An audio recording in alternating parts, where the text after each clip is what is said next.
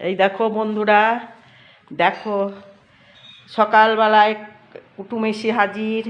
বৌমার বাবা এসেই দেখো মটরের শাক, তারপরে পেঁয়াজের কলি, পালং শাকের শীষ, বেগুন শাক, আলু, ছোলার শাক, পেয়ারা, এই দেখো ডিম, দেশি মুরগির ডিম।